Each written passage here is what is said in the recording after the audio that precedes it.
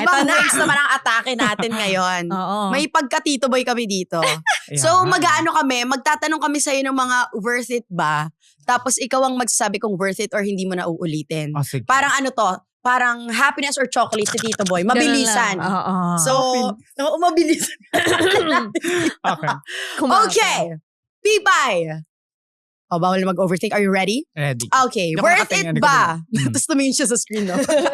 Maging content creator full-time. Yes. Worth it ba mag-risk sa career habang bata pa? Yes. Worth it ba mag-ignore ng advice ng ibang tao? No. No. Mm-mm. Worth it mag-impulse decision minsan sa buhay? Yes. Worth it ba mag-resign sa trabaho nang wala pang backup plan? Wala ko idea. Pero I think yes. Yes. If it makes you happy, tsaka peace of mind, yes. Support kita dyan. Worth it ba mag-overshare ng buhay mo sa internet? No.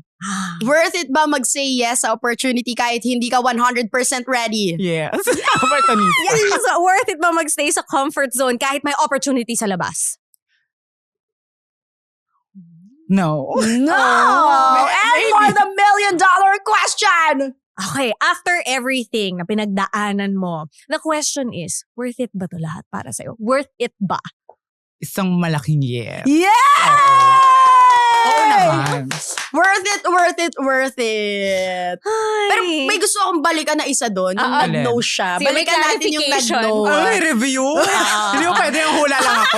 Di ba sa Yung mga minsan, pinaka-last question. parang consent lang yun. Yes, yes, yes, yes. Ito para sa mga listeners natin and sa mga fans ni Pipay na nanonood, nakikinig, bakit ka nag-no na magstay lang sa comfort zone kahit may opportunity sa labas para ma-inspire ang ating viewers?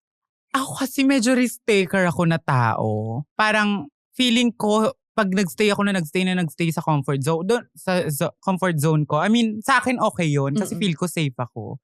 Pero the more na inipit ko yung sarili ko sa space na feeling ko kaya ko lang galawan. Hindi ako mag-grow, I think. Hindi ko matatry. Lagi ako may what ifs. Okay lang siguro may regret. At least nagawa ko siya. Hindi ko na uulitin. Hindi ko matututunan yung mga bagay-bagay on my own. So feeling ko, hindi worth it yun magstay ng comfort zone din minsan. Ako lang din naman yun. Perfect. Ang ganda. And Tama kung nagstay naman. siya sa comfort zone niya, wala tayong Pipay-Kipay Diba? na pinapanood sa internet. Exactly. If this episode made you reflect on your own life decisions, then maybe it's time to ask yourself the same question. Yung mga choices mo, career moves, love life, big risks, or even those random impulsive decisions, worth it ba talaga?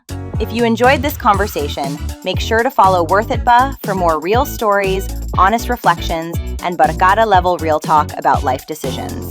And if you have your own Worth It Ba moment, share it with us in the comments. Because at the end of the day, lahat tayo may decisions na pinagdaanan. And every choice comes with a story. Follow Worth It Ba for more episodes.